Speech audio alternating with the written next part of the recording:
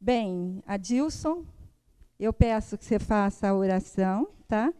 O espaço é seu. Seja bem-vindo.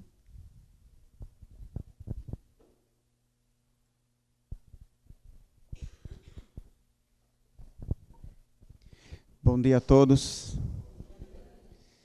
Vamos então fazer uma prece.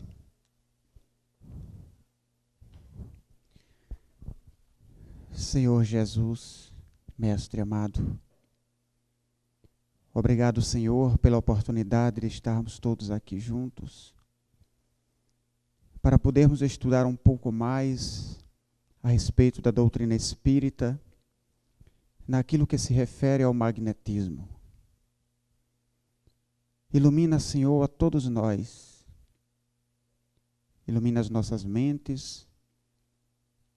Ajuda-nos com a Tua inspiração a compreendermos da melhor forma possível os assuntos que são necessários para o nosso desenvolvimento, para os nossos trabalhos.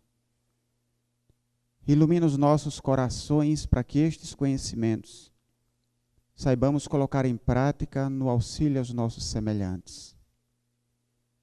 Nos abençoe durante todo esse seminário de hoje, para que tenhamos harmonia, fraternidade, alegria e muito aprendizado para todos nós. Abençoe aqueles que ainda não conseguiram chegar, para que também cheguem em paz. Que Deus nos abençoe, nos envolva de muita luz e muito amor sempre.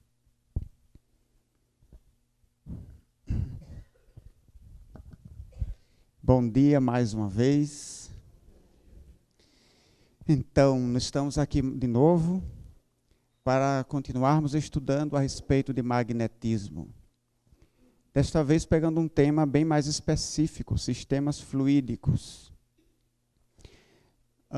É um tema que nós ainda sabemos muito pouco a respeito, para começo de conversa. É um tema muito amplo, muito vasto. Há algumas coisas na literatura espírita a respeito desse assunto. Alguns espíritos trazem algumas noções, como André Luiz, por exemplo. Alguns espíritas se atreveram a escrever alguma coisa a respeito também, desenvolvendo esse tema. Mas tudo isso dentro da nossa capacidade atual de compreender.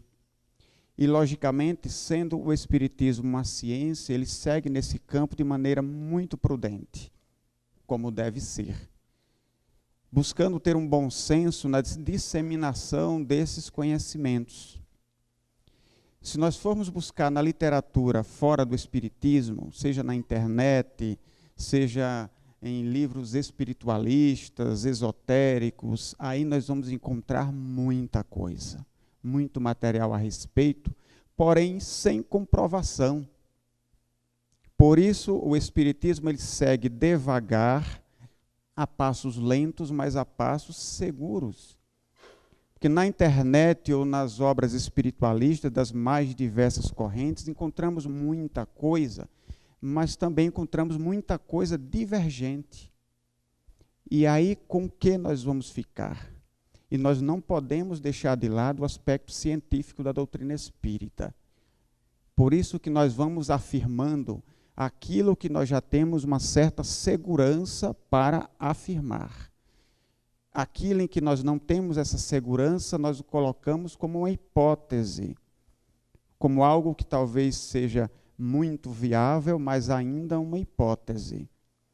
Para que a gente não fique a afirmar aquilo que não tem ainda evidências a respeito.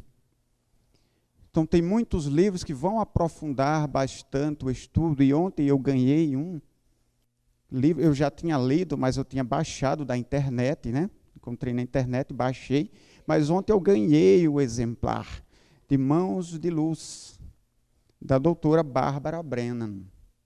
Esse livro eu já tinha lido, sei, talvez há uns 8 anos atrás, 9 anos atrás, eu li essa obra. Realmente ela é muito interessante. Ela traz um avanço nas percepções que se chamaria nesse campo de extrasensoriais. Traz um aprofundamento com relação a centros de força, com relação a todo o nosso sistema fluídico, mas a grande questão é, nós não temos como evidenciar isso ainda. Existem avanços aqui no Ocidente com relação a esses estudos, de forma científica, tem. Tem muita gente que vem se dedicando a buscar evidências, comprovações, através de meios tecnológicos dos campos fluídicos. O primeiro surgiu com através da kirliangrafia, né, a máquina desenvolvida pelo casal Kirlian, mas que hoje já tem outro nome, se chama bioeletrografia, que era apenas a fotografia dos dedos ou, no máximo, de uma mão, para uma análise, uma investigação da aura. Mesmo assim, é um equipamento que podemos afirmar, apesar do avanço que ele representa, podemos afirmar que é uma fotografia muito rudimentar do nosso sistema fluídico. Porque o nosso sistema fluídico, nós temos certeza disso, é muito mais do que a bioeletrografia consegue dar conta. Existem já máquinas mais avançadas, porque a bioeletrografia utiliza um maquinário digital, aliás, um maquinário que não é digital.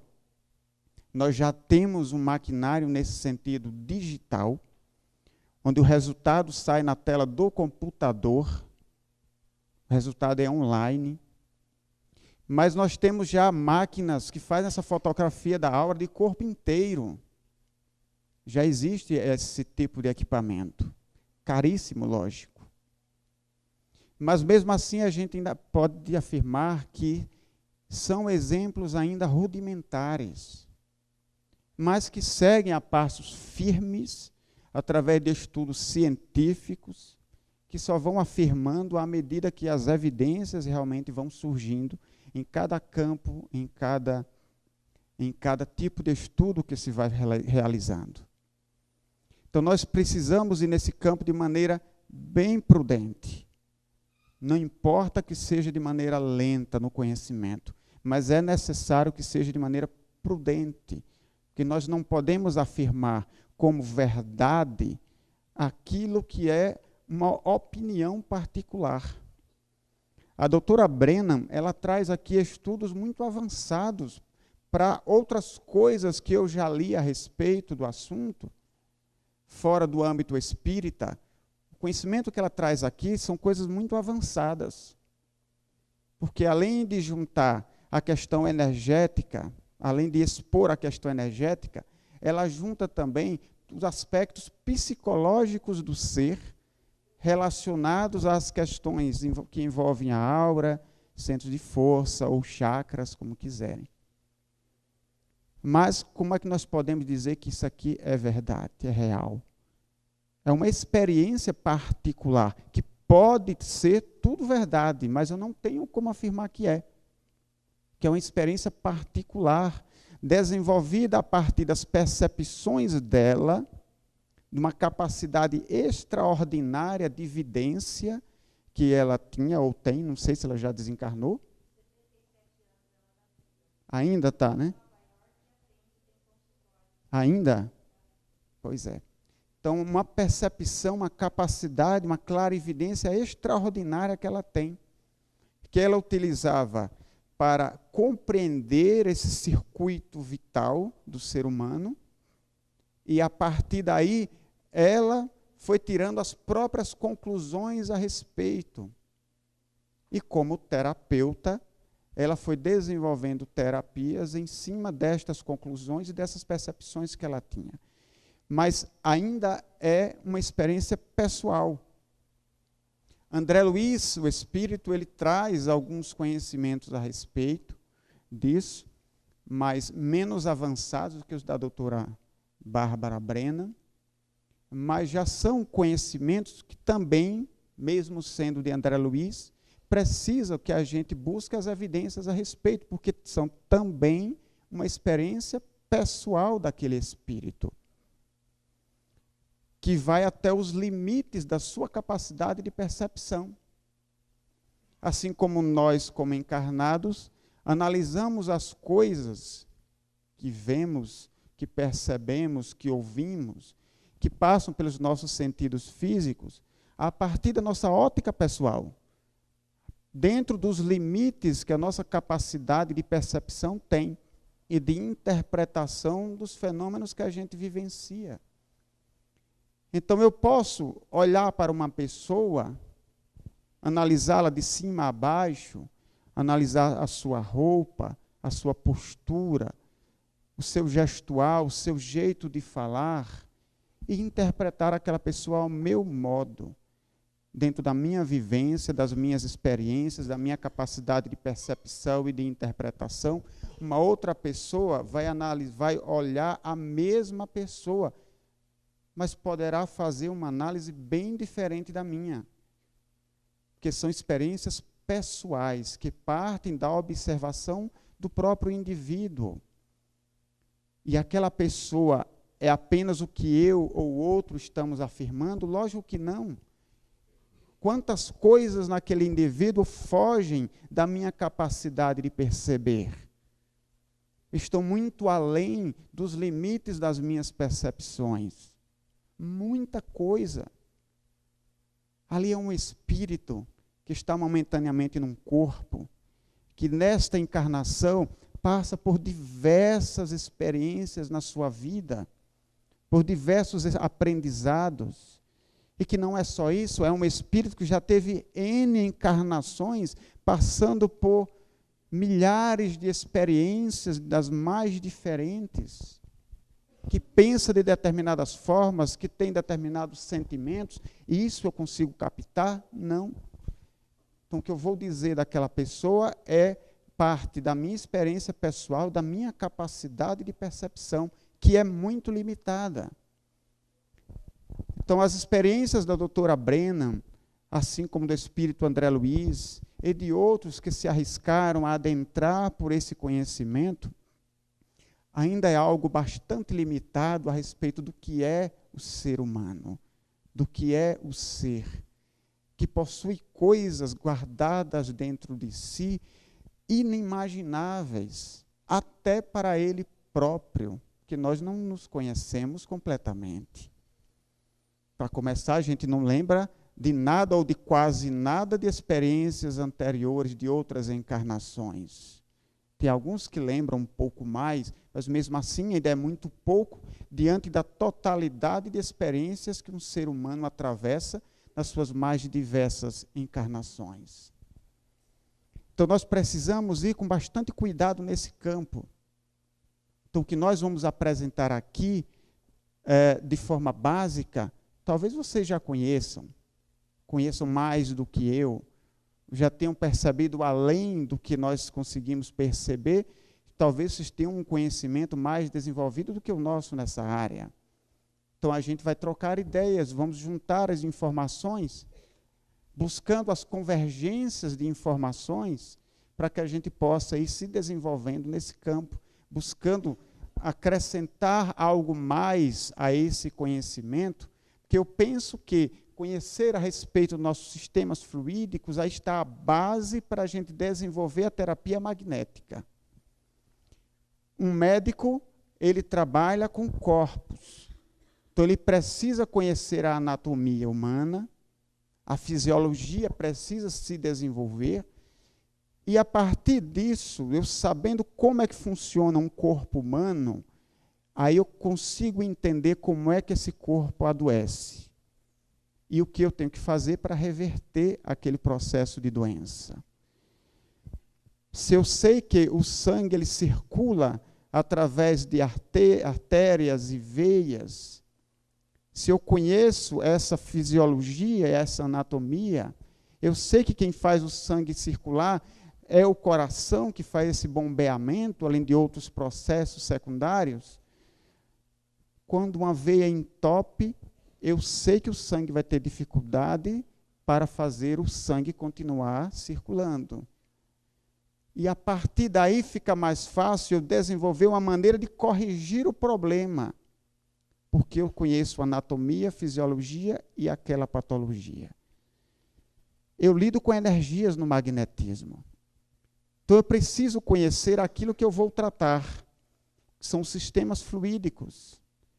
Conhecendo os sistemas fluídicos, sabendo como é que o ser humano funciona nesse âmbito das energias, eu vou conseguir entender melhor a patologia que envolve fluidos. Como é que os fluidos vão gerar uma determinada doença. E vai ficar mais fácil eu desenvolver uma forma de terapia, um modo de tratamento para aquele tipo de problema energético. O Barão de Poté, ele dizia que as doenças, elas estariam ligadas a 3 aspectos energéticos. Elas seriam produto da falta de energia, do excesso de energia ou da má circulação das energias. Então, ele coloca 3 causas na geração das doenças, quaisquer que fossem. Então, as doenças físicas, elas nada mais seriam do que produtos de uma desarmonia num nível mais sutil, num nível energético. E, logicamente, esses problemas a níveis energéticos, eles teriam uma outra causa anterior, que aí estaria no âmbito dos nossos pensamentos e dos nossos sentimentos. O espírito que pensa e sente, que pode gerar desarmonia no perispírito a nível energético, que pode gerar doenças a nível físico. Logicamente, essa é uma regra geral, mas há exceções. Tem um texto na Revista Espírita, Kardec colocou lá, o título do artigo é As 3 causas principais das doenças. As doenças que começam a nível físico, as doenças que começam a nível perispiritual e as doenças que começam a nível do espírito. Então, o corpo físico ele também pode ser um gerador de doenças, assim como o perispírito também, não somente o espírito. E aí nós teríamos a nível físico as doenças que são causadas pela má alimentação ou pela falta de alimentação, causado pelos mais diversos tipos de drogas, como o álcool, o cigarro. Porque aí o indivíduo, por mais que ele faça uma transformação no seu espírito, se ele quer se curar da cirrose, ele tem que parar de beber. Ele pode se tornar muito humilde, muito caridoso, muito fraterno, muito paciente, mas ele ainda bebe, ainda tem a cirrose. Porque ela foi gerada não pelo seu espírito em desarmonia, mas pelo uso da bebida alcoólica. Por que que ele bebe? Aí é outra história, que pode estar a nível do espírito. Mas a causa imediata seria, no caso, nesse exemplo, a bebida. Assim como os cânceres que existem por aí, câncer de pulmão, por exemplo, que é gerado pela nicotina. Será que se o indivíduo não fumasse, ele desenvolveria aquele câncer? Não sei. Talvez sim, mas talvez não. Talvez ele só tenha desenvolvido aquela doença justamente por esta causa material, que é o cigarro que ele usa. O câncer já estava instalado a nível perispiritual? Acredito que não. Porque precisamos entender, para a gente começar a estudar sistemas fluídicos, nós temos um espírito, um perispírito e um corpo que interagem e reagem continuamente um sobre o outro. Se eu como um alimento que me faz mal, isso gera um mal-estar físico. Se essa situação ela perdura e se torna crônica, isso vai influenciar o meu perispírito com certeza. E a desarmonia que só estava a nível físico, agora ela também está a nível perispiritual. Logicamente, isso vai se reverter também num agravamento do problema físico. E esse perispírito que já entrou numa desarmonia, isso também pode afetar o espírito. E aí daqui a pouco eu posso ter problemas relacionados a pensamentos e a sentimentos. Então há causas físicas de doenças, há causas perispirituais e a grande maioria causas espirituais, que nascem no meu modo de pensar, no meu modo de sentir, os meus pensamentos e sentimentos. Porque daqui a pouco eu estou com o perispírito desarmonizado e se isso perdura, se torna crônico, eu estou com o meu corpo físico em desarmonia também. Aí vai um órgão com problemas, se aquilo se agrava, daqui a pouco já estou com um outro órgão com problemas também, que esteja relacionado e daí por diante. E às vezes a gente vai encontrar, chega na casa espírita para o tratamento magnético, pessoas que às vezes é mais fácil você dizer o que é que ela não tem de problema do que relacionar o que ela tem. Chega às vezes pessoas têm problema cardíaco. O que mais você tem? Você tem mais algum problema? Tenho. Eu tenho uma gastrite. O que mais que você tem? Eu também tenho diabetes. O que mais? Eu estou com cisto nos ovários. Tem mais alguma coisa? Tenho. Eu também sofro de depressão. E por aí vai. A pessoa às vezes traz um rosário de coisas, de problemas, de doenças. E eu fico a me perguntar, será que ali não tem uma causa única energética?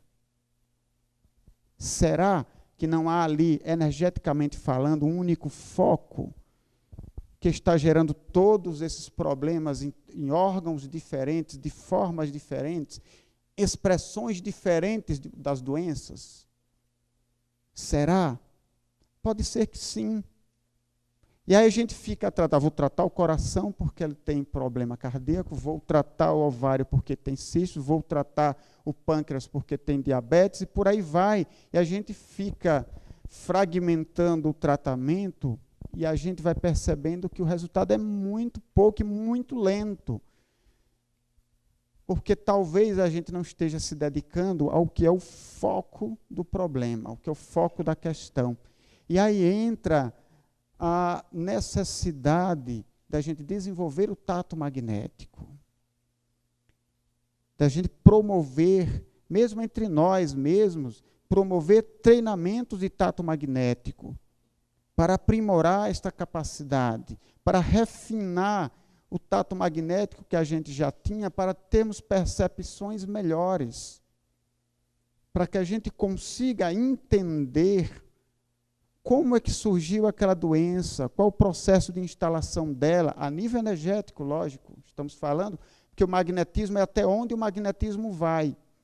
Ele vai até o perispírito. Tratar o espírito é o espiritismo que tem que fazer. O magnetismo em si, ele vai até o perispírito. Então, onde é que está o foco daquela doença? Como ela se instalou, como ela se desenvolveu, como eu posso tratar, para que aí eu possa ter um resultado melhor no tratamento que eu estou elaborando com relação àquela pessoa. Às vezes é necessário que a gente formule, pelo menos de maneira básica, um programa de tratamento para essa pessoa. O que eu devo tratar primeiro? O que é o principal aqui? Por onde eu devo iniciar? O que é mais grave? Ou o que é complicador dos demais problemas? Tem uma depressão profunda, e a gente sabe que o indivíduo em estado depressivo, ele acaba complicando os outros demais aspectos doentios. Então, talvez eu precise primeiro avançar um pouco no tratamento da depressão, me dedicar um pouco mais à questão da depressão, para depois eu ir um pouco mais nos outros problemas. Tem um outro problema que é grave, que também é urgente. Eu vou ter, então, que fazer uma definição, o que eu preciso agir em primeiro lugar, o que eu preciso tratar primeiro, ou ter como uma prioridade, para que depois eu vá avançando nos demais aspectos doentios do meu paciente. E aí vem um outro aspecto. Na nossa instituição, a gente não chama mais os doentes de pacientes, a gente chama de assistidos. Porque a gente descobriu que eles não são pacientes, que paciente remete a um ser passivo. Eu vou lhe tratar, então ele é um paciente. A psicologia ela já descobriu isso, por isso não chama de paciente, chama de cliente. porque é ele quem vai se curar, é ele quem vai se tratar. Eu sou um auxiliar da natureza, como diziam os magnetizadores. O magnetizador é um auxiliar da natureza, ajudando a natureza a recompor aquele organismo, mas que precisa da participação dele. Porque a doença, dentro da concepção espírita, ela vai envolver corpo, perispírito e espírito. Vai envolver sentimentos e pensamentos que precisam ser burilados e melhorados. Precisa envolver emoções e energias que vão estar a um nível intermediário, perispiritual. E precisa envolver aspectos físicos, fisiológicos. Então, eu tenho a minha parte no tratamento como magnetizador, mas ele tem a parte dele como magnetizado, como doente. Então, ele não é um ser passivo diante do tratamento. Ele é um ser ativo, ele precisa ser um ser ativo, precisa fazer a parte que ele cabe no tratamento. A cura precisa ser algo completo, vamos dizer assim, para que ele termine o tratamento e ele tenha uma nova visão sobre ele mesmo. Ele consiga ter uma nova visão sobre a própria vida. E uma vez um dos nossos doentes, ele perguntou, olha, eu não gosto de assistir às palestras, eu não sou espírita. Eu não sou espírita, eu não tenho a intenção de ser espírita, eu poderia fazer apenas o tratamento e não ir às palestras? Eu disse, olha, a palestra ela faz parte do tratamento. O tratamento não é somente o passe. O tratamento nosso ele se compõe de várias partes. Tem a parte energética, proporcionada pelo magnetizador, através do passe, através da água, que faz parte também importante do seu tratamento. Se compõe ainda da palestra que você assiste, para que você compreenda, onde nessa palestra você compreenda qual é a sua participação, a participação que você está tendo nessa doença que se instalou em você.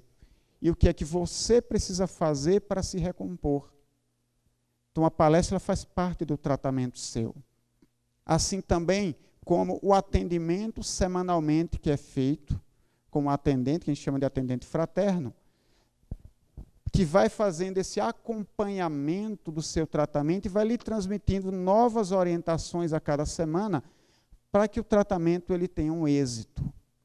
Então, todas essas partes são igualmente importantes, você precisa participar de todas elas. O nosso intuito, você assistindo a palestra, não é fazer com que você seja espírita, mas que você compreenda que você, com sua maneira de pensar, de ser, de agir, de sentir, você é o construtor da sua doença e vai ser o construtor também da sua saúde. Então, nesse sentido, ela é importante e faz parte do trabalho. Se não tivesse esse objetivo, você não era obrigado a assistir.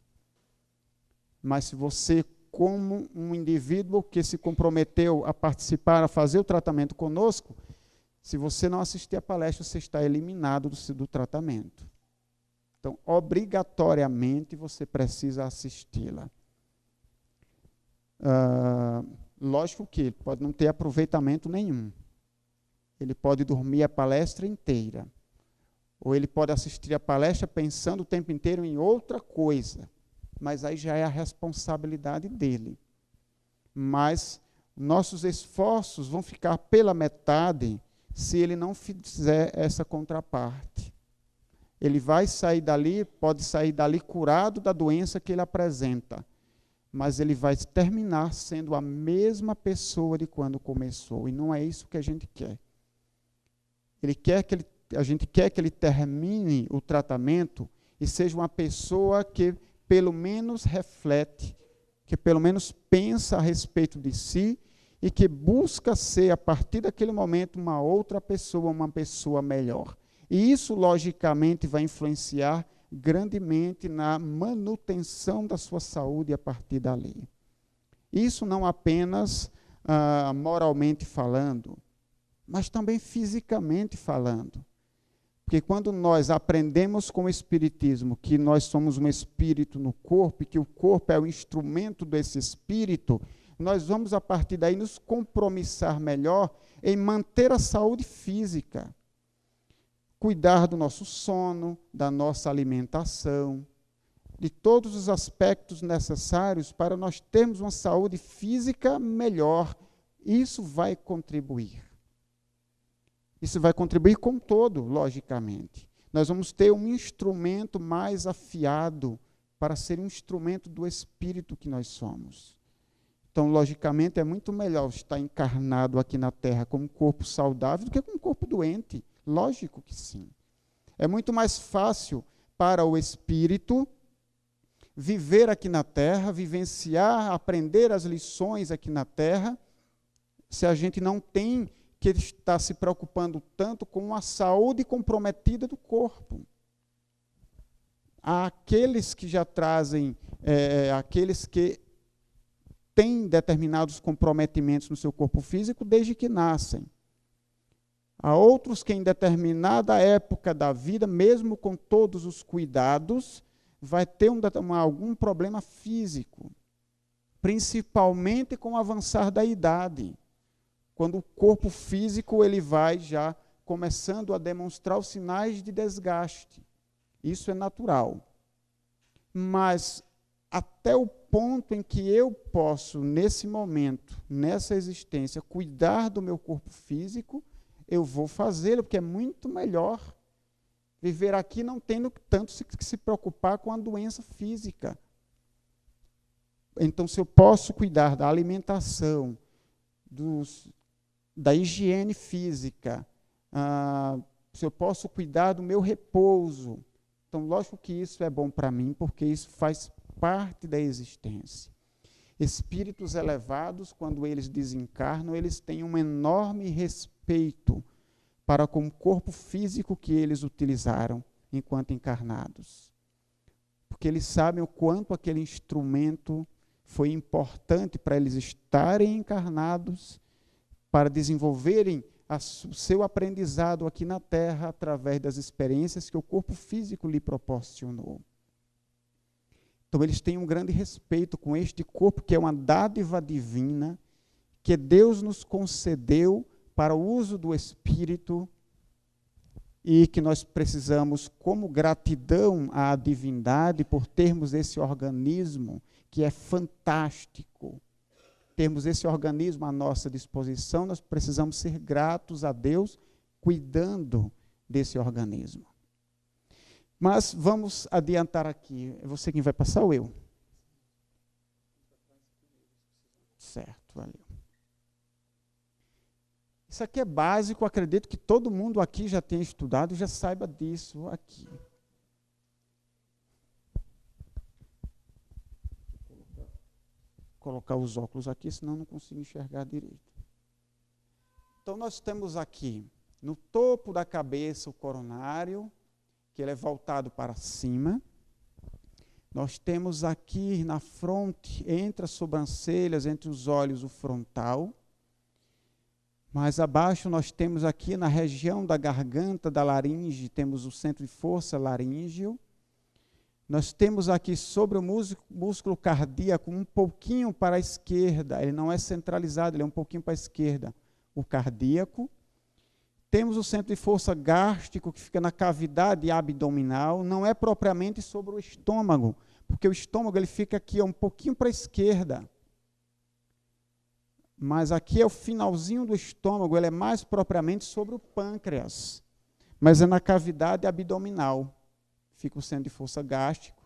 Nós temos aqui o esplênico, aqui ele está muito para baixo, ele é um pouquinho mais para cima, mas não existem, para a gente encontrar na internet, figuras prontas mostrando. Nós vamos encontrar sim, muitas figuras. Se nós buscarmos sites espiritualistas, esotéricos, a gente vai encontrar muito. Mas, muitas vezes, envolvido figuras que têm um aspecto místico e aí que não cabe a gente aqui a gente estudar sobre isso. Então, ele é um pouquinho mais para cima, centro de força esplênico, na zona esplênica. E nós temos na região genital o centro de força genésico. Então, vocês devem ter, não sei se vocês prestaram atenção, eu não chamei de chakra. Eu estou o tempo inteiro aqui falando de centro de força, ou eu vou falar de centros vitais.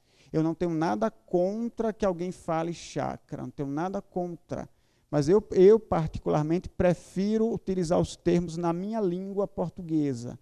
Então, eu prefiro falar centros de força, centros vitais, tá, do que usar chakra, mas não tem problema se alguém quiser usar o termo chakra. Chakra é o termo em sânscrito. Nós vamos ter na parte posterior, aqui, no finalzinho da cervical, início da torácica, o centro de força humeral, que tem a projeção posterior. Nós vamos encontrar na região da coluna lombar o centro de força lombar. E nós vamos encontrar aqui no final da coluna, o cóccix, voltado para baixo, e aí ele se estende mais do que isso aqui, a gente vai ver na figura mais adiante, o centro de força básico. Esse centro de força lombar é o mesmo que Ionara e Jacó chamam de Meng-Men. Eu prefiro na língua portuguesa, centro de força lombar, até para seguir pela localização dele, centro de força lombar. Esse centro de força, ele vem sendo estudado de algum tempo para cá, de alguns anos para cá. A Ionara Rocha foi quem primeiro apresentou esse centro de força, com o nome de Meng-Men, que é um nome em chinês, que ela pegou na internet, esse nome, e ela começou a estudar esse centro de força relacionando a questão da hipertensão. E aí nós vamos ter, acredito que na parte da tarde, nós trouxemos algumas doenças, e aí nós vamos falar sobre essas doenças, seus aspectos energéticos, centros de força que estão envolvidos, pelo menos até onde a gente tem um conhecimento atual, o que vem se desenvolvendo na área de tratamento dessas doenças em termos magnéticos, tá? As implicações que as nossas energias ou centros de força têm nessas determinadas doenças. Isso nós vamos ver na parte da tarde. Então, a Ionara, no encontro, foi acho que o 5º encontro de magnetizadores, que foi realizado na Flórida. Foi lá onde ela apresentou pela primeira vez esse centro de força com o nome de Meng-Men. Mas ela já conhecia anteriormente esse centro de força, Jacó já conhecia, eu também já conhecia, outras pessoas já tinham alguns indícios de que existia um centro de força naquela região ali. Não sei porque às vezes a gente aplicava um passe em alguém aqui na região do básico. Quando a gente fazia um tato magnético ao longo de toda a extensão das costas, a gente às vezes percebia que a desarmonia que estava aqui no básico, ela passou para aqui.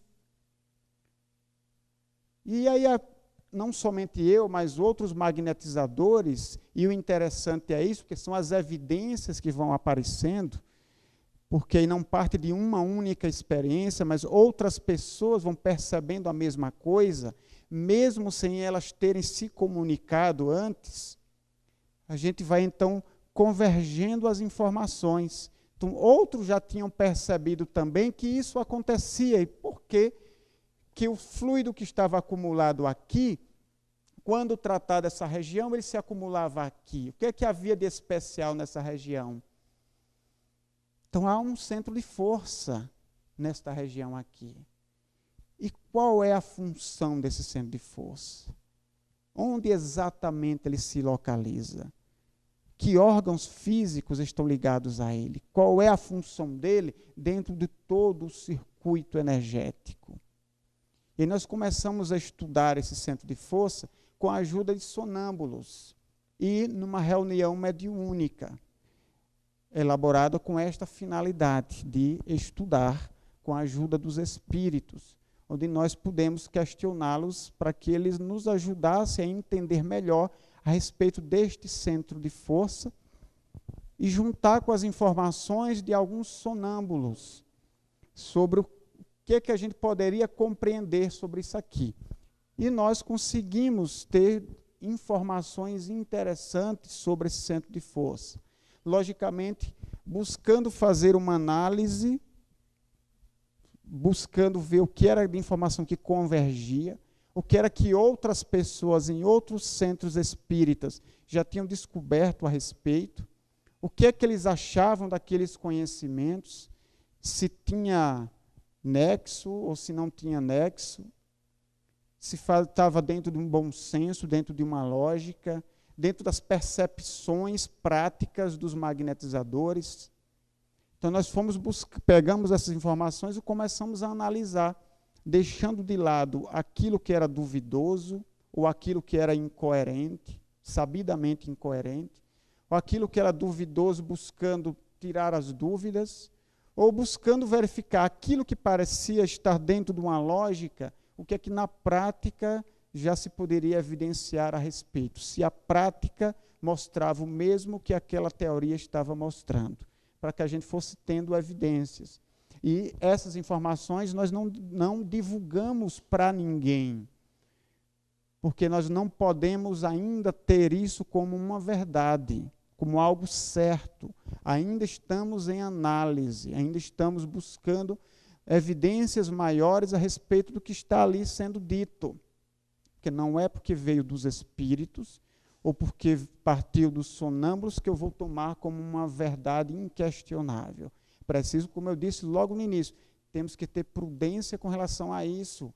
Então, antes de divulgar, eu preciso ter pelo menos uma relativa certeza de que aquilo está correto, para só depois a gente poder divulgar. Mas algumas coisas a gente já sabe a respeito desse centro de força. Ele é um grande auxiliar do centro de força básico. Isso nós vamos ver mais adiante. Assim como o básico, ele é o grande responsável como propulsor das energias que voltam em direção ao coronário, o lombar é o seu grande auxiliar nesse processo. E depois que a gente tratava a desarmonia aqui no lombar, muitas vezes a desarmonia se instalava aqui no umeral. E isso mostrava o quê? Que todos eles precisavam de tratamento, todos eles estavam com uma certa desarmonia.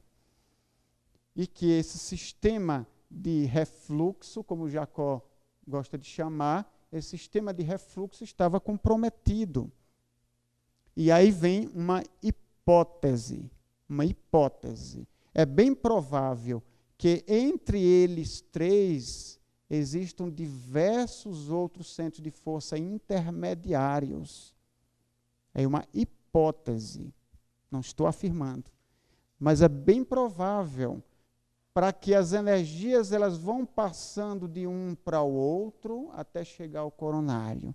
E por que a gente percebe tão claramente a presença deles três, não percebe dos outros? Talvez porque falte um interesse mais específico para se perceber esses centros de força. Um tato magnético mais direcionado para a obtenção desses resultados, para que a gente consiga percebê-los melhor. Então, talvez a gente coloque a nossa atenção, quando faz um tato magnético, uma atenção maior neles e esquece o resto. Ou talvez também, ainda talvez porque eles sejam mais secundários, de menor importância. Então, talvez, quando esses três se desarmonizam, isso sobressai mais fortemente, fica mais perceptível ao tato do magnetizador. Sendo os outros, talvez, secundários, são de menor importância, sua desarmonia não ressalta tanto, não fica tão visível ao magnetizador. Talvez por isso. Mas vamos em frente. No final da manhã, nós vamos dar um tempo aí para quem quiser fazer perguntas, tá? Aí vocês podem ir escrevendo aí. No final da tarde também a gente vai fazer a mesma coisa. Então, aqui nós temos a visão de um centro de força, ele visto de maneira lateral, como normalmente ele é visto, aqui ele é visto de frente, numa visão do topo. Tá? Então, aqui no azul, eu estou vendo ele de frente, como é que ele é. Só que ele é mais do que isso, mais do que normalmente os videntes enxergam. ele tem expansões, aquele visto de frente, aquele visto de lado.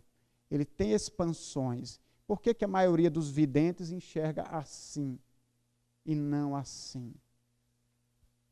Pelo limite da percepção, a captação da imagem, a captação através do vidente, da sua vidência. Porque essas expansões, elas são compostas de fluidos bem mais sutis, mais difíceis de serem vistos pelo vidente. Então, alguns videntes conseguem enxergar, a maioria não consegue. Assim como a grande maioria das pessoas consegue enxergar como que se fosse um revestimento esbranquiçado ao redor de cada pessoa. E se consegue ver isso principalmente ao redor da cabeça. Algo como que de 1 centímetro a 1,5 centímetro de espessura, algo esbranquiçado. Alguém já viu isso? Alguém já viu? A maioria já deve ter visto isso. Só que a aura é somente isso? Claro que não. A aura é muito mais do que isso, muito, muito mais do que isso. Mas por que a maioria só enxerga assim? São os limites da percepção de clarividência. A maioria consegue enxergar aquilo ali. Alguns vão enxergar outros aspectos mais detalhados desta aura. E muito poucos vão enxergar mais longe ainda. Mas há aspectos da aura que talvez ninguém tenha enxergado até hoje, precisando de uma percepção muito mais avançada para se conseguir alcançar isso. Então, o que é centros de força? Isso aqui eu tirei de um dos livros de Jacó. Os centros de força são fulcros ou vórtices energéticos. Vórtices energéticos. Espécies de funis giratórios, como se fossem pequenos redemoinhos, situados nas confluências do perispírito com o corpo físico. Ou seja, na região vibratória de ligação entre o corpo e o perispírito. Esses centros funcionam em forma giratória, em sentido horário, com maior ou menor velocidade, a depender de cada um deles. Eles giram, como é que a gente sabe? Os videntes conseguem perceber, e não é um vidente, os videntes conseguem perceber que ele tem um movimento giratório e que esse movimento giratório é em sentido horário, no sentido do relógio, e numa velocidade que vai diferenciá-los. Velocidade maior em uns, menor em outros. E onde é que ele vai se situar? Nas confluências entre o perispírito e o corpo físico. Não é na região geográfica entre perispírito e corpo, é na região vibratória entre perispírito e corpo. Deixa eu ver se eu coloquei uma outra imagem aqui. Não, mas não quero mostrar essa agora. Então vamos nessa aqui. Aqui em cima temos o coronário, é o de frequência mais elevada. Portanto, ele é o que gira em maior velocidade de todos e, portanto, é o que trabalha com energias mais sutis. Então, ele se alimenta, ele trabalha com energias sutis, devido à função que ele exerce nesse todo aí. Então, nós temos aqui, eu esqueci de mostrar, nós temos aqui uma representação muito, muito básica da aura. Nós vamos falar daqui a pouco sobre ela. Então, à medida que a gente vai descendo, nós vamos tendo centros de força que giram mais lentamente, trabalhando numa frequência mais baixa, trabalhando com energias mais densas. Então, nós vamos ter o coronário, é o que trabalha com energias mais sutis, funciona, gira de maneira mais rápida e é o de mais elevada frequência. Nós vamos ter o genésico, que trabalha, que gira mais lentamente, deles, dos 7 ali, mais lentamente, portanto, trabalha numa frequência mais baixa com energias mais densas. Não é que as energias do genésico sejam ruins, não é isso. A função que ele exerce, sendo uma função, vamos dizer, mais básica, ele precisa de energias mais densas. Energias mais densas, não são energias menos boas, energias mais densas, pela função que eles exercem. Por exemplo, o gástrico está ligado a funções gástricas, trabalha diretamente com funções relacionadas à manutenção do corpo. Então, ele precisa de energias mais densas para fazer isso, para essa função. E nós vamos ver mais adiante a função específica, um pouco da função específica de cada um deles. Além dos centros de força, nós temos os NADs. Nós vamos ter um NADs principal, que vai de cima a baixo, do coronário ao genésico, interligando todos esses centros principais. Interliga eles. E é por esse NADs que as energias elas fluem e refluem. Então é como se fosse um tronco principal ao qual cada um daqueles centros de força principais estivesse ligado. E nós temos NADs, aqui é só uma figura representativa, porque realmente são muitos. Aí se a gente procurar na internet, a gente vai encontrar uns que dizem que nós temos 300 mil NADs, outros que dizem que a gente tem 70 mil NADs. Eu não sei quem foi que já contou.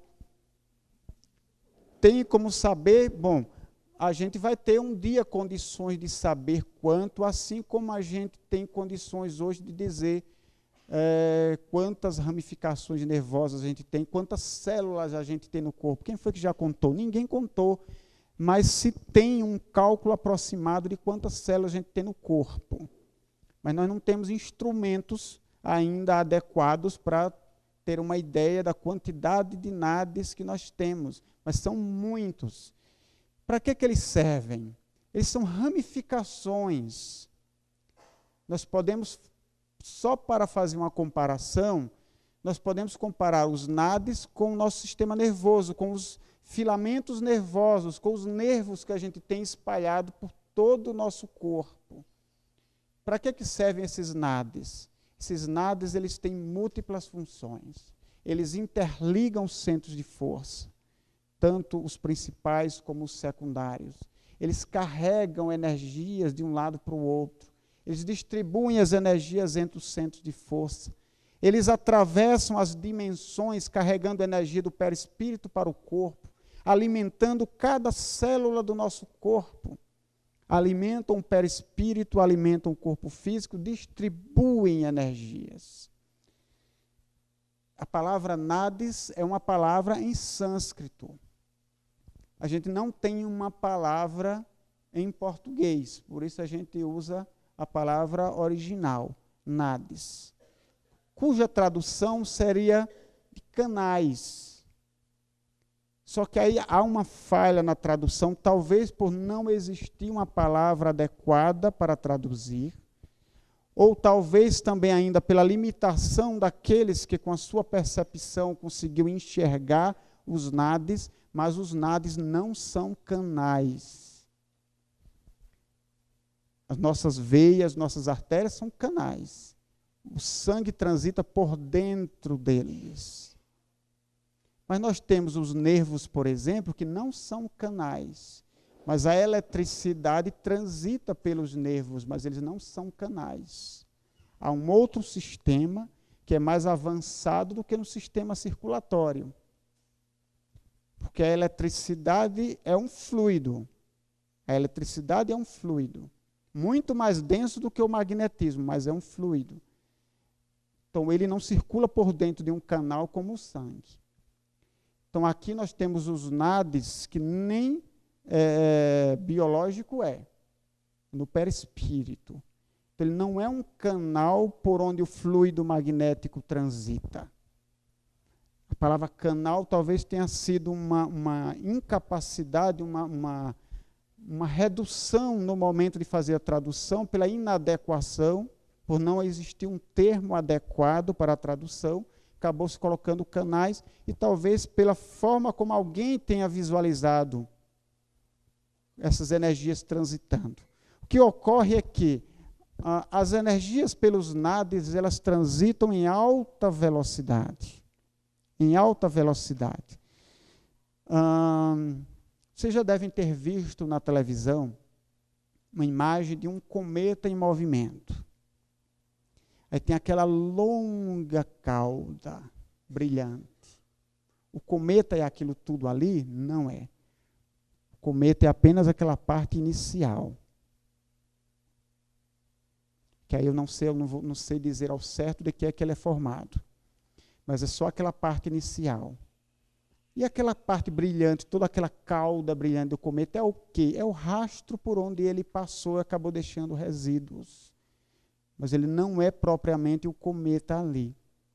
Uma outra comparação para a gente entender. Vocês também já devem ter visto na faculdade, na escola, na televisão, aquelas imagens dos elétrons girando ao redor do núcleo do átomo. Com a imagem que passa, há toda uma trajetória que o elétron faz ao redor do núcleo do átomo. Como ele passa em altíssima velocidade, parece que ele é toda aquela trajetória, mas não é. Ele é apenas uma partícula, mas aquele rastro que ele deixa é devido à alta velocidade em que ele passa. Da mesma maneira que um ventilador, ele parado a gente enxerga, ele tem 3 hélices. Mas quando ele gira em alta velocidade, parece que ele só tem uma hélice que é redonda. A gente não consegue visualizar as 3 hélices. Então, essa dificuldade de percepção fez com que a gente imaginasse que os NADs são canais ocos e que por dentro a energia magnética passasse. Não é assim. Eles têm, logicamente, uma trajetória mantida por um campo energético que faz com que aquela energia siga naquele sentido, naquela direção, para aquele lugar. E a energia, quando ela passa em alta velocidade, deixa todo aquele rastro parecendo que ela está transitando por dentro de um canal, mas não é. Então, NADs a gente chama que são canais energéticos, mas são trajetórias energéticas por onde as energias magnéticas elas vão transitar em alta velocidade. Nós mostramos ali 7 centros de força principais e mais 3 na parte posterior, mas existem muitos outros que são centros de força que vão ajudar cada um daqueles centros principais. Então, eles estão localizados em locais estratégicos do perispírito. Por exemplo, nós temos nas articulações centros de força, nos ombros, nos cotovelos, nas pontas dos dedos, na palma das mãos, justamente por aí quando a gente emite as nossas energias. A gente vai ter nos joelhos, nos quadris, em diversos locais dos membros inferiores. E aí o Ivan Souza, de Itabuna, que vem se dedicando a estudar estes centros de força que ficam localizados nos membros inferiores e que estão relacionados ao tratamento de problemas circulatórios. E aí nós vamos ter em diversos locais, espalhados no perispírito, centros de força de maior ou de menor importância, que vão exercer diversas funções aí, no funcionamento de todo esse complexo que é o nosso sistema energético, o sistema fluídico. Então, os NADs a gente sabe que é uma infinidade, mas a gente não sabe ainda por onde eles transitam, qual é a conformação desse sistema de NADs, mas a gente sabe que eles estão espalhados em diversas partes do perispírito, levando as energias de cá para lá, de lá para cá, e também trocando energias entre o perispírito e o corpo e o perispírito. Só para relembrar, nós temos aqui uma representação do espírito, como sendo uma flama, uma centelha. Nós temos aqui o nosso perispírito e temos aqui o nosso corpo físico. Os 3 estão interligados e o que ocorre em um se reflete nos demais. A gente separa os 3 por um efeito didático, mas na prática eles não se separam, eles funcionam tempo inteiro juntos. Quando eu falo para vocês, é o Espírito quem deseja falar. Não é o corpo que tem vontade. O corpo não tem vontade de nada. Quem tem vontade é o Espírito.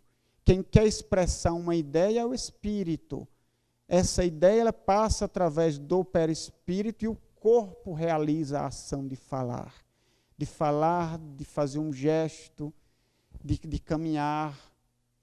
Imagine a quantidade de coisas que a gente faz, que a gente percebe, e a grande maioria que a gente não percebe, que faz de maneira automática, como respirar, como o funcionamento interno, por exemplo, do nosso corpo, a digestão,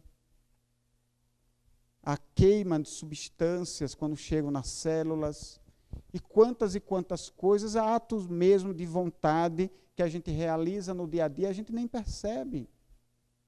Mas que, logicamente, tudo isso tem um impulso do espírito, não é propriamente do corpo, é do espírito. Mas quem executa é o corpo, porque a gente está no meio material. No plano espiritual, quem vai fazer essa execução dos desejos, das vontades, do pensamento, do espírito, é o próprio perispírito. Mas no nosso caso, o perispírito ele é o intermediário. Então o espírito quer, o perispírito transmite e o corpo executa. Se eu não me engano, quem disse isso foi o Leon Denis. Então o que ocorre em qualquer um deles vai se refletir automaticamente nos demais. Seja em termos de harmonia ou de desarmonia.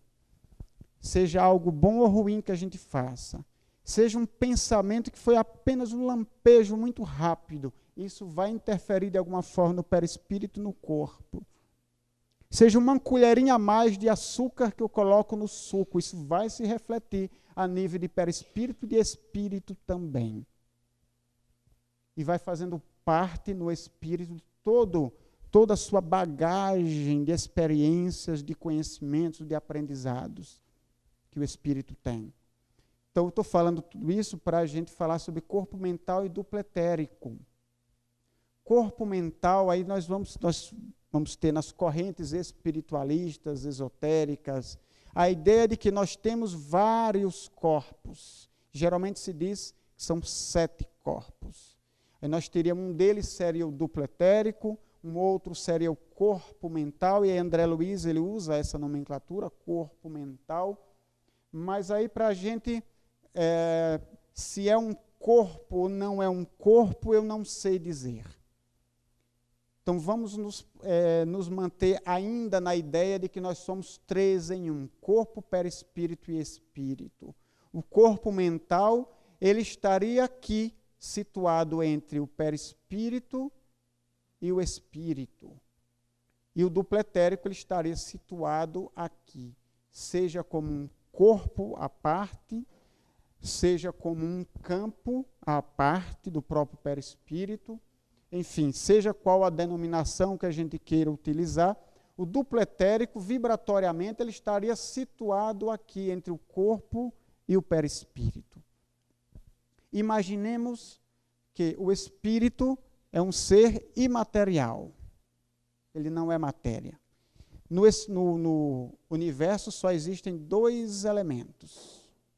Tirando Deus, nós temos 2 elementos, que são... Qual é o primeiro elemento que nós temos no universo? Está nas primeiras questões do Livro dos Espíritos. Qual é o primeiro elemento que existe no universo?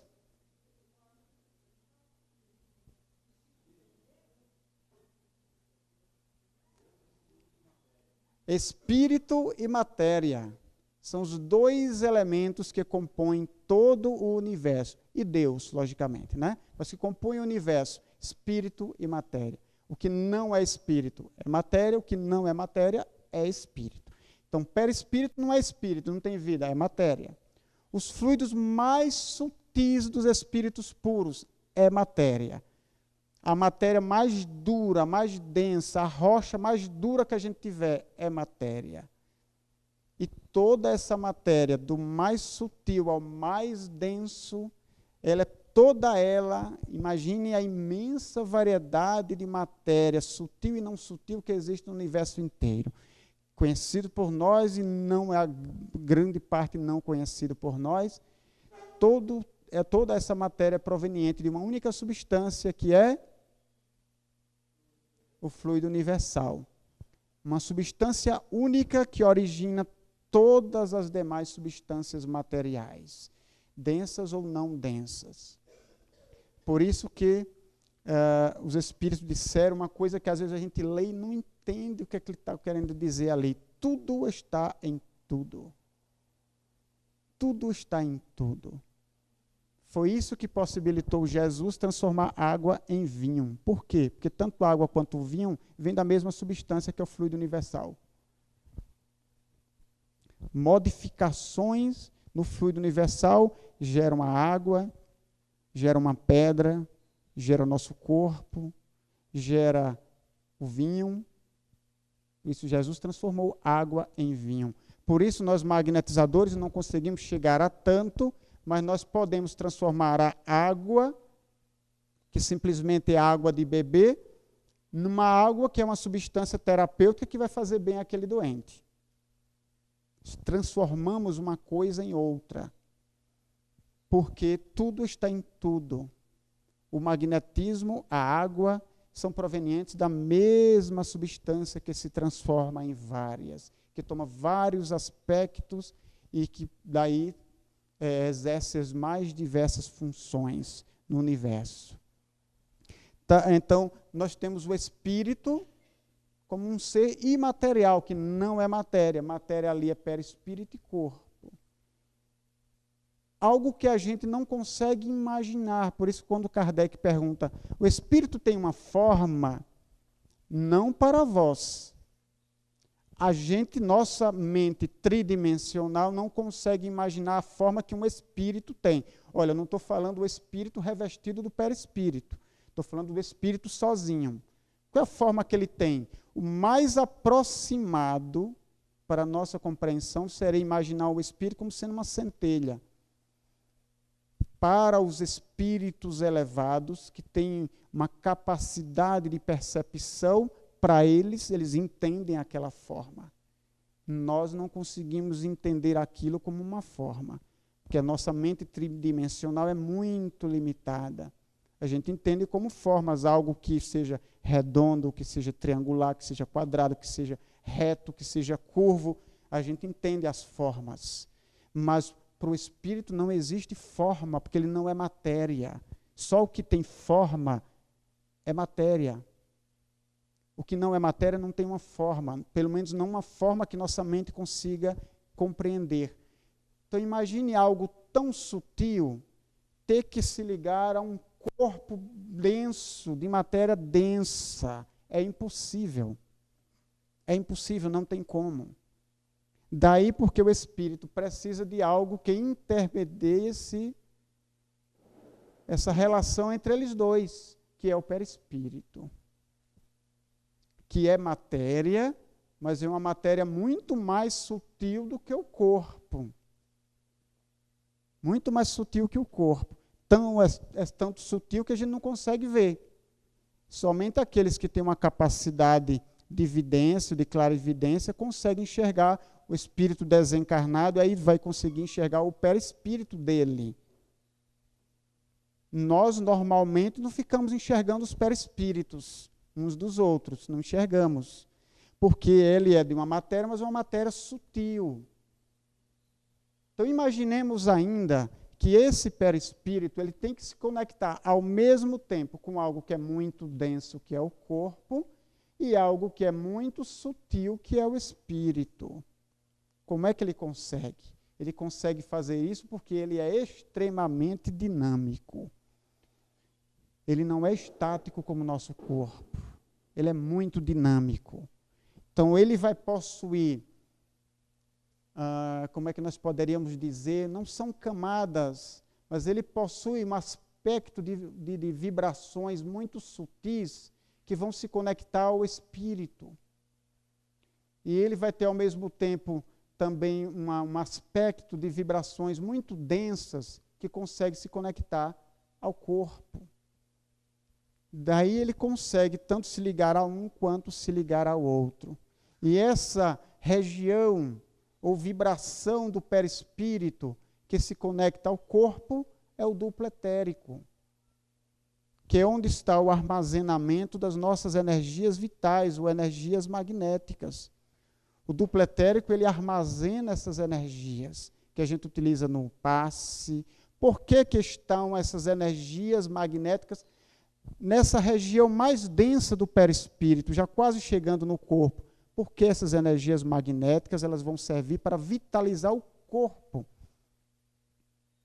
Existem aspectos aqui na ligação do perispírito com o espírito? Tem, mas a gente não consegue nem ainda compreender direito a ligação dele com o corpo, imagine com o espírito. Então não vamos entrar por esse caminho aí, porque a gente vai se perder. Pelo menos eu, talvez alguém aí já tenha um conhecimento desenvolvido acerca disso, eu não tenho. Prefiro não me aventurar por aí. André Luiz, ele vai chamar isso de corpo mental. E ele também nem se arrisca, ele fala só um pouquinho sobre isso aí, deixando para o futuro a gente ter uma melhor compreensão a respeito. Mas a região mais densa do perispírito se conecta com o corpo, é a região do duplo etérico, o corpo etérico, como queira chamar. Aí nós temos o armazenamento das nossas energias magnéticas. E é aí no duplo etérico onde estão situados os centros de força. Para que é que serve o centro de força? A gente viu que eles giram, né, em sentido horário. A gente sabe onde é que eles estão ali, a localização deles. Mas para que é que eles servem? Eles servem para fazer um trânsito, basicamente falando, um trânsito de energias entre corpo e perispírito. Por isso eles estão nessa região mais densa do perispírito. São vórtices energéticos, como se fossem pequenos túneis dimensionais. Porque eles vão ter que fazer a energia passar de uma dimensão, que é do perispírito, para outra dimensão, que é a dimensão do corpo. Onde nós temos aqui as 3 dimensões. Então ele vai ter que conseguir fazer, olha que é um sistema avançado. Quando a gente pega a anatomia e fisiologia do corpo humano para estudar, a gente vê que coisa complexa e maravilhosa é essa máquina que a gente tem aqui. Tudo foi pensado nesse corpo, os mínimos detalhes, ao nível das células, ao nível das moléculas, o funcionamento de cada coisa que se interliga. A gente separa em vários sistemas para estudar: sistema circulatório, respiratório, digestório, sistema nervoso, sistema endócrino. A gente separa para estudar, mas tudo está interligado. Os hormônios transitam através do sistema circulatório, vão ativar ou desativar determinadas áreas, determinados órgãos. O sangue que circula levando o alimento que entrou pelo sistema digestório e que depois que é fragmentado o máximo que é possível, penetra pela corrente sanguínea, recebe uma filtragem lá no fígado. É complexo e é divino. Tudo ali funciona milimetricamente. É de uma complexidade enorme. Imagine o perispírito, o quanto não é muito mais complexo, dinâmico e mais divino ainda do que o próprio corpo físico. Multifuncional.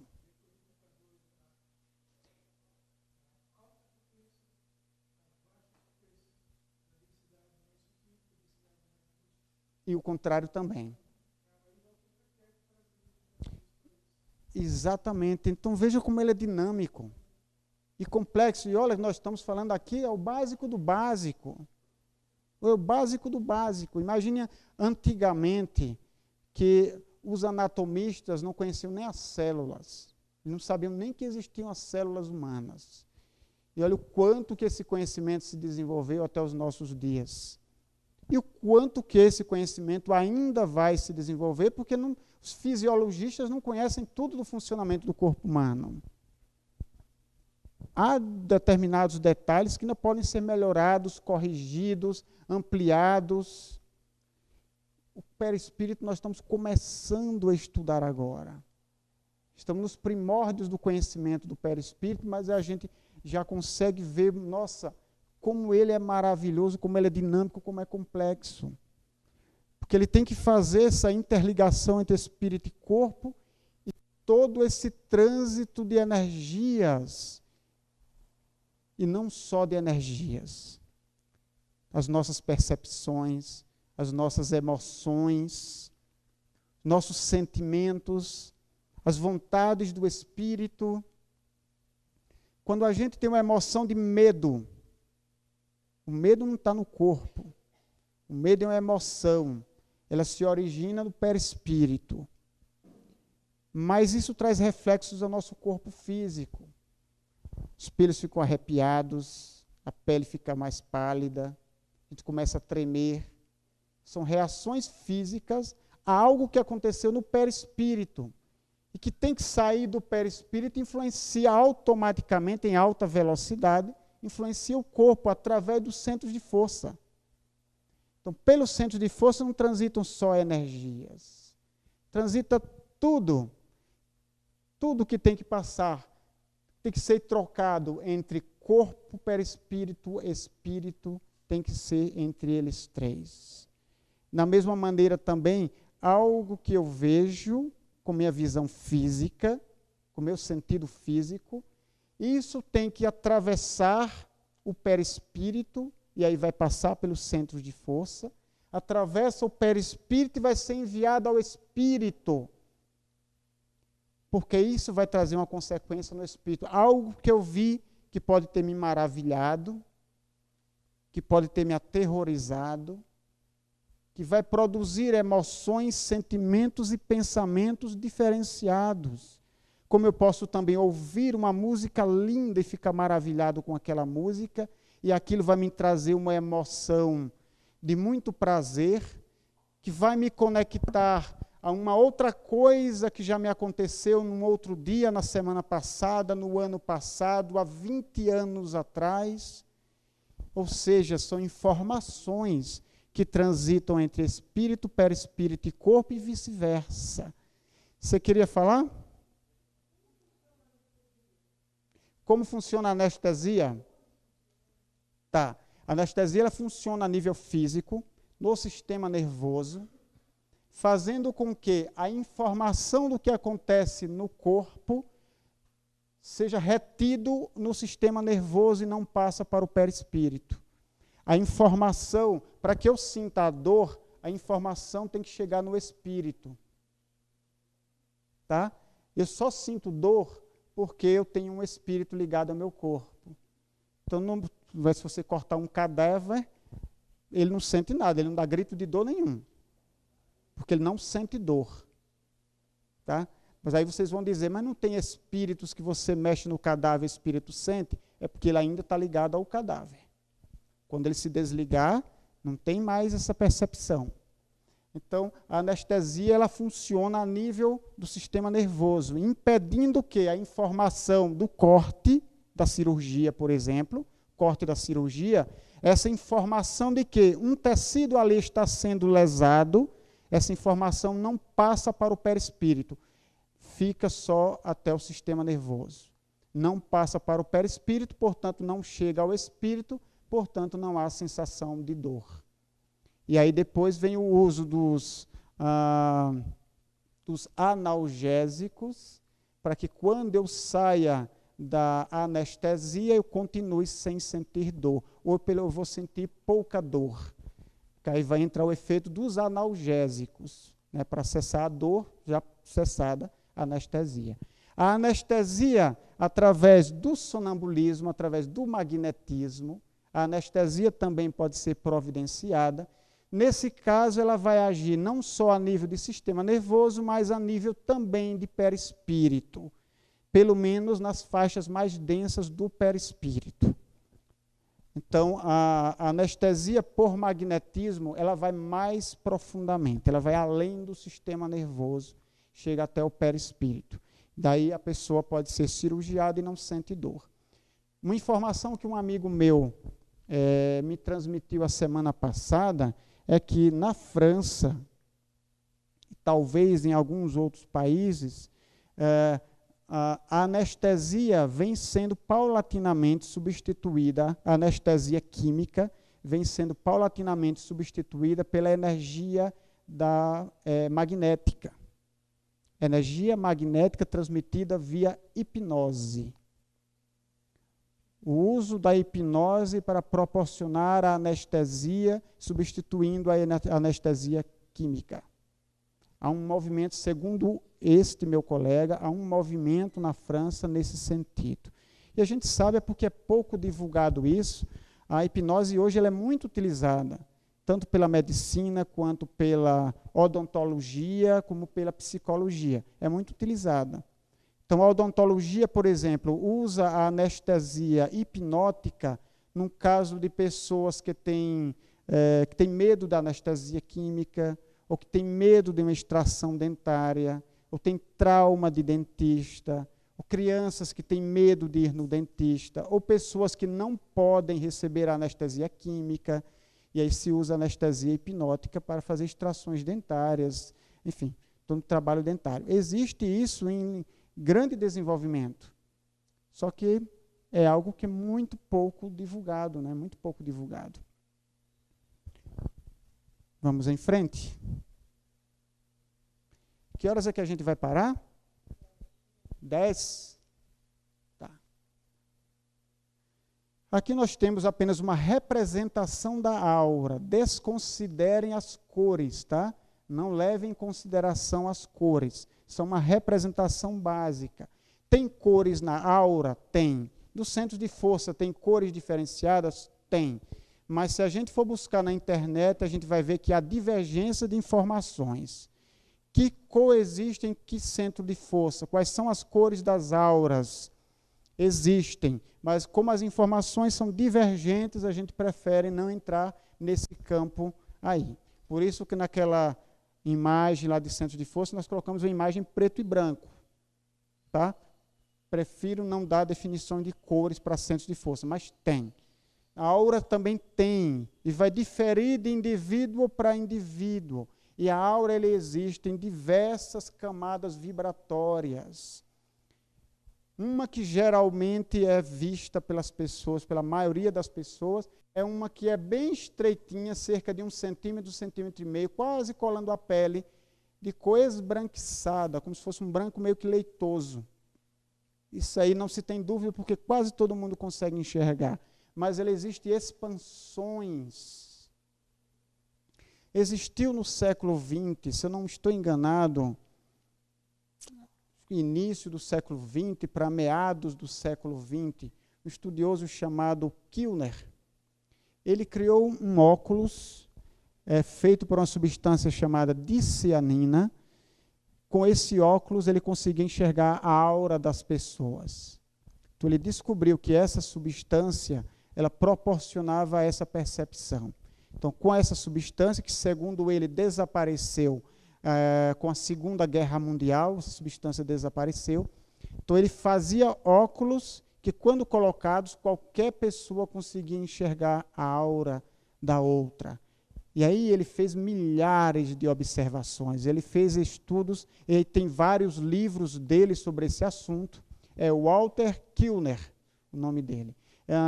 Ele fez muitos estudos aprofundados sobre isso. Ele pegou milhares de pessoas. O que é que ele fazia? Colocou um fundo preto na parede e as pessoas, uma a uma, ficavam em frente a esse fundo preto. Homens, mulheres, crianças, com os mais diversos tipos de doenças. A pessoa, logicamente, estaria sem roupa, ficava em frente a esse anteparo totalmente preto, para que pudesse ressaltar a cor da aura ficasse mais nítida para ele. Ele colocava o óculos e observava. Ia fazendo todos os relatos. Pois relatava a idade da pessoa, o sexo, o peso, a altura, que tipo de doenças aquela pessoa estava tendo no momento, enfim. E depois ele conseguiu, com isso, traçar um perfil de várias doenças. Qual era o aspecto da aura em determinada doença? Ele já conseguia relacionar, porque ele tinha feito milhares de observações e pegava as informações que convergiam.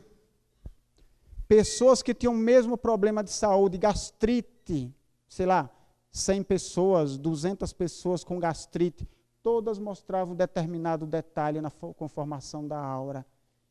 E então ele começou a extrair daí um conhecimento onde ele podia dizer, você está doente de tal coisa, isso só pela imagem da aura que ele conseguia ver através desses óculos. Logicamente, é um instrumento material rudimentar. O que ele conseguia enxergar, segundo as descrições dele, eram 3 definições, 3 camadas, vamos dizer assim, da aura. A primeira que é bem próxima ao corpo, é esbranquiçada, uma outra que é um pouco mais além, e uma outra que era bem maior, cujos contornos finais eram indefinidos. Ele não conseguia enxergar onde terminava, os contornos ficavam indefinidos. O que é que a gente entende por isso aí? O que é a aura? E isso aqui a gente tirou de André Luiz, das definições do espírito André Luiz. A aura interpenetra o corpo físico e se irradia a partir dele. Então, a partir de cada célula do corpo, partem emanações energéticas, que não só do corpo, mas também do perispírito. Então, a aura ela representa emanações energéticas do corpo e do perispírito. Então, interpenetra o corpo físico e irradia-se a partir dele. Sofre influências dos pensamentos e também da saúde física, emocional e espiritual do ser. E assinala o estágio evolutivo do ser, é um halo energético de cores variadas. E aí vai ter uma diferenciação enorme de pessoa para pessoa. A cor vai depender do indivíduo, do seu estado de saúde física, do seu estado emocional, do momento em que você está vivendo ou do aspecto geral do seu ser. A textura, o formato, a amplitude, tudo isso vai variar de acordo com cada indivíduo. E aí nós temos aqui a aura normal, ela geralmente tem essa conformação oval. E aí ela nos reveste em 360 graus. Ela se irradia para todos os lados. Então a gente está completamente envolvido por essas emanações energéticas, que partem desde o corpo físico e do perispírito para fora, formando esse halo energético.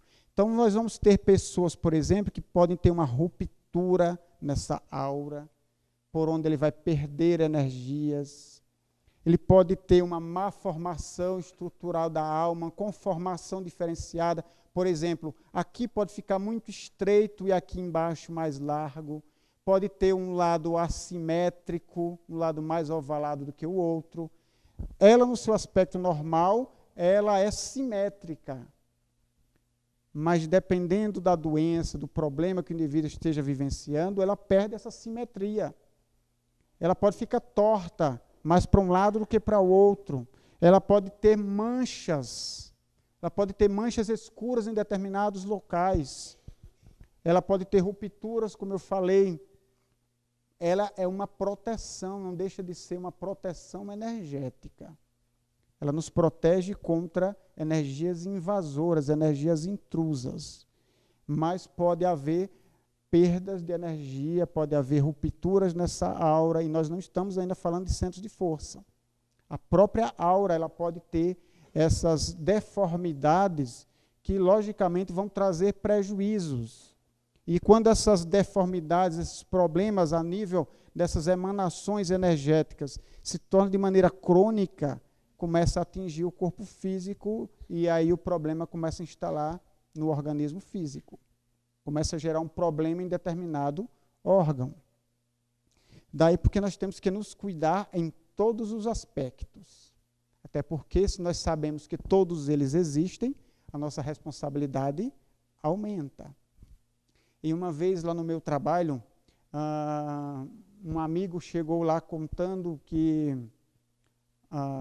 ele tinha mais ou menos uns 45 anos de idade, por aí assim, era casado, e ele teve um ataque cardíaco no meio da noite. Estava dormindo, se acordou, peito doendo muito, ele acordou apressadamente a esposa, olha, eu estou tendo um ataque cardíaco, me leve para o hospital.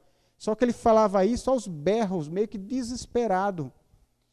E aí correu para o carro, a esposa levando ele para o hospital, a esposa parando no sinal vermelho, e ele disse, não para em sinal vermelho, não, vai logo, a gente tem que chegar logo no hospital, precisa. E ele meio que desesperado, coitado, sem saber que aquele desespero só piorava seu coração. Mas é quando a gente leva em conta apenas o corpo físico, a gente só cuida do corpo. Porque a gente acha que a mente não interfere em nada nesse corpo, mas interfere. Mas nós sabemos que não só a mente interfere, que nossas energias também interferem, as questões espirituais, nossos sentimentos, eles se refletem no nosso corpo físico, como doença ou como saúde. E aí a nossa responsabilidade aumenta, porque além de cuidar do corpo, nós temos que cuidar de todos os outros aspectos para ter saúde. Só que no nosso caso, a responsabilidade aumenta, mas ao mesmo tempo é bom, porque agora eu sei o que é que me afeta. Porque se eu cuido só do corpo, e aí eu me comprometo mais, porque eu não cuido das outras áreas. Mas já que eu sei que meus pensamentos também influem na minha saúde, então isso é bom, esse conhecimento, porque agora eu vou cuidar dos meus pensamentos. E aí vem sentimentos de rancor, de raiva, de medo, de insegurança, uma série de coisas que a gente pensa, que a gente sente, que a maioria delas a gente não sabe, a gente não percebe, mas que estão influenciando o perispírito e corpo físico. Aí o espírito Sócrates disse para Kardec, conhece-te a ti mesmo. Só que conhecer a nós mesmos é muito doloroso, é muito difícil. Não é fácil se conhecer. Não é fácil chegar até lá, como não é fácil a gente suportar o que a gente vai encontrar. Não é fácil. A gente achar, mas eu sou bonzinho, eu vou para o centro espírita 4 vezes por semana. Eu faço o bem a todo mundo, eu sou uma pessoa legal, todo mundo gosta de mim. É quando vai começar a se conhecer realmente, profundamente. É igual aquela história daquele filme antigo do médico e do monstro. A gente tem um monstro dentro de cada um de nós, existe um monstro lá dentro, mas a gente nem conhece. Às vezes, esse monstro coloca um dedinho para fora, aí a gente conhece um dedinho daquele monstro que está lá dentro, escondido. Então não é fácil, porque dói no orgulho nosso. Dói no nosso amor próprio a gente enxergar o que a gente é. Mas enxergando, fica muito mais fácil de tratar, porque ninguém vai tratar esse aspecto do nosso ser. Ninguém vai tratar a não ser nós mesmos. Daí porque Jesus é considerado o maior terapeuta de todos, porque ele foi no âmago da questão, no mais profundo que a gente tem, precisa conhecer e tratar. Então, cuide do seu orgulho,